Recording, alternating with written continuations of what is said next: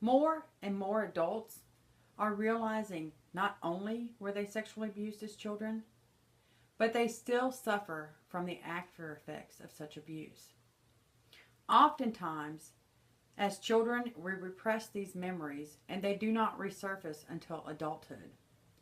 Some adults remember clearly what happened to them and they've tried to put it behind them, or they remembered and felt hopelessly overwhelmed and did not know how to begin to heal. Still others remembered the abuse, but chose to discount the profound effects it has had on their lives, only to find out that their happiness and success is blocked by the after effects of the abuse. Sexual abuse has many long-term, lasting effects that carry over into adulthood. Survivors may experience higher levels of depression, shame, self-blame, eating disorders, somatic concerns, anxiety, dissociative patterns, repression, sexual problems, and relationship problems. Depression is the most common long-term symptom of sexual abuse. Survivors may have difficulty externalizing the abuse, which leads to negative thinking about themselves. This negative thinking leads to feelings of worthlessness and avoidance of others due to the fact that they have nothing to offer in a relationship. When sexual abuse was done by a trusted adult or someone they know, it may be hard to view the abuser in a negative light, thus leaving you to feel as the abuse was your fault, and you take personal responsibility. In actuality, the abuse is never your fault. Even if during the abuse you reached a climax, it was the body's natural response. Body issues and eating disorders are also common long-term effects of sexual abuse. This can be caused by feelings of being dirty, ugly, dissatisfaction with your body appearance, having eating disorders, and oftentimes obesity. Distress from the abuse may also cause what is called somatic symptoms, such as pelvic pain, gastrointestinal problems, headaches, and difficulty swallowing. Certain smells, places, or items from the time of the abuse may oftentimes cause the survivor to have what's called a flashback. This is when the certain smell, place, or item causes you to have a sudden and disturbing, vivid memory of an event in the past, typically as a result of psychological trauma. Sexual abuse can result in symptoms comparable to war-related trauma. Some survivors may have gone away in their mind, which is called dissociation, to protect themselves from experiencing the sexual abuse. Oftentimes, as adults, this coping mechanism continues when they feel unsafe or threatened. Dissociation for survivors may include feelings of confusion, feelings of disorientation, nightmares, and difficulty experiencing feelings. Denial and repression of the abuse is also a long-term lasting effect. Survivors often experience amnesia concerning parts of their childhood, negating the effects and the impact of the abuse and the feelings that they should forget about the abuse. Sexual abuse can cause enough trauma that the victim forgets or represses the experience as a coping mechanism. Survivors of sexual abuse may also experience difficulty in establishing interpersonal relationships. Common relationship difficulties survivors may experience include establishing trust, having a fear of intimacy, fear of being different or weird, difficulty establishing interpersonal boundaries, having passive behaviors, also codependency, and getting involved in abusive relationships. The abuse is often initiated by someone the victim loves and trusts, which breaks trust and may result in the victim believing that people they love will hurt them. Long-term effects of the abuse may also cause sexual difficulties. You may have or are experiencing avoiding, fearing, or lacking interest in sex, approaching sex as an obligation, experiencing negative feelings such as anger, disgust, or guilt with touch, having difficulty becoming aroused, or feeling sensations, feeling emotionally distant or not present during sex, experiencing intrusive or disturbing sexual thoughts or images, or engaging in compulsive, inappropriate sexual behaviors, and also difficulties in establishing or maintaining intimate relationships. So why do you need to heal? Well, you're doing it for yourself. The goal should be to improve your quality of life. Sexual abuse caused you mental and perhaps even physical damage. Survivors often seek help with individual symptoms without addressing the abuse itself. Usually because the abuse itself has been repressed or encouraged not to be talked about or even dismissed. It is vital that you process, uncover, and express your feelings surrounding the abuse. This helps you feel empowered, appropriately attribute responsibility, establish boundaries, and promotes self-efficiency and power. So let's talk about the stages of healing. Although most of the stages that follow are necessary for every survivor, a few of them, the emergency stage, remembering the abuse, confronting the family, are not always applicable for every person. So you've made the decision to heal. This is a commitment to yourself to no longer live with shame, guilt, and dysfunction that the abuse caused in your life. This stage is probably the one most important and the scariest at the same time. Making a commitment to yourself to heal your inner child from the trauma that he or she suffered is a huge first step. The second stage is the emergency stage.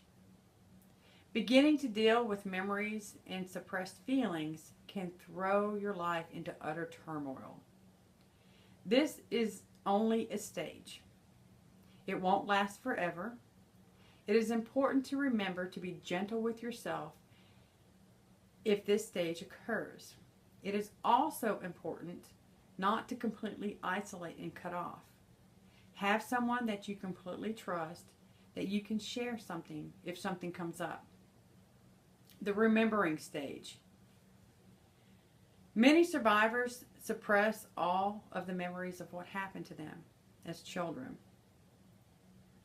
Those who do not forget the actual incidents often forget how it felt at the time. Remembering is the process of getting back both the memory and the feeling. Believing it happened is the next stage. Most adult survivors often doubt their own perceptions, coming to believe that the abuse really happened and that it really hurt is a vital part of the healing process. The next stage, breaking the silence. Most adult survivors kept the abuse a secret in childhood. Telling another human being about what happened is a powerful healing force that can dispel the shame of being a victim. The next stage, understanding that it was not your fault. Children usually believe the abuse is their fault. Adult survivors must place the blame where it belongs, directly on the shoulders of the abusers. The next stage, making contact with the child within. Many survivors have lost touch with their own vulnerability. Getting in touch with the child within can help one feel compassion for self, more anger at the abuser, and greater intimacy with others. It's an important step in this process, assessing how you feel about your inner child. Are you angry at that child? Are you sad for that child? You may even feel that the child was gullible and should have known better, particularly if the abuse was a repeating pattern. You may wonder why the child didn't simply tell, especially if telling was met with positive reactions or a stop to the abuse. Understand how you feel so you can have a focus for what you want to work on. The next stage, trusting yourself. The best guide for healing is one's own inner voice. Learning to trust one's own perceptions, feelings, and intuitions form a new basis for action in the world. As children being abused and later as adults struggling to survive, most survivors haven't felt their losses. Grieving is a way to acknowledge pain, let go, and move into the present. The next stage is anger. Anger is a powerful and liberating force. Whether one needs to get in touch with it or has always had plenty to spare, directing rage squarely at the abuser and at those who didn't protect you is pivotal to healing. The next stage, disclosures and confrontation. Directly confronting the abuser and or one's family is not for every survivor, but it can be a dramatic and helpful tool. Use caution when doing this. Not all family members will receive you with kindness and gentleness and understanding, which in the long run could cause more damage to yourself and to your healing. The next stage is resolution and moving on. As you move through the stages again and again, you will reach a point of resolution. Feelings and perspectives will stabilize. You will come to terms with the abuser and other family members. While one can't erase the history, you can make deep and lasting changes in life. Healing from sexual abuse can do the following. It can reduce your stress and anxiety. It can improve the clarity of your mind. Abused children dissociate in their mind. They lose contact with important parts of their brains and are left without higher reasoning powers. They feel uncertain. They can't recognize harm and danger. And they are easily fooled and manipulated. You may have a doctoral degree, but you're a battered wife who unconditionally obeys your abusive spouse. It can give you a feeling that you are in charge of yourself.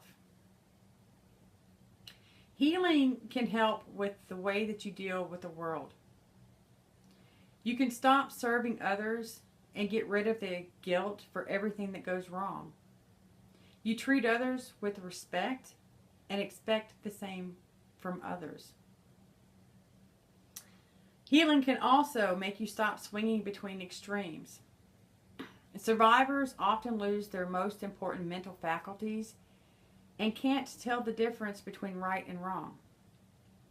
To get along, they follow the guidelines written in some book, or they obey the instructions of some perceived authority. This external control and guilt feelings can produce extreme reactive behaviors that are fostered by abusive partners. Even a suggestion made as a joke may drive the confused survivor to exceptional performance. The results? To please others, but leaves you depressed and exhausted. Most of the suffering is self-inflicted. You're addicted to bad treatment by others and subconsciously do what you can to receive it. You know the battered woman who seeks help but refuses to send their abuser to jail because she quote-unquote loves them? But amazingly, she's very self-confident at work and manages high stress. Another reason for healing is that it will allow you to have a quality sexual relationship. Survivors may be afraid of having sexual relationships with someone they genuinely love because of a subconscious fear. This is negotiated in two ways. You feel it's your duty to submit to the sexual demands of your partner, and then you remain passive and mentally detached, or you avoid sex and physical touch altogether. You may not allow intimate partners to touch certain body parts, such as your hand, your feet, or your head, and you'll panic if the partner tries talking you into intercourse. Another extreme would be that you compulsively explore a variety of sexual expressions, oftentimes with a variety of partners, or only see their worth in the ability to satisfy sexual needs. It's having sex for the benefit of someone else, not yourself. Healing the trauma of sexual abuse will enable you to have sex for yourself and not for somebody else. You'll learn to say no when you don't feel like engaging and ask for it when you desire it.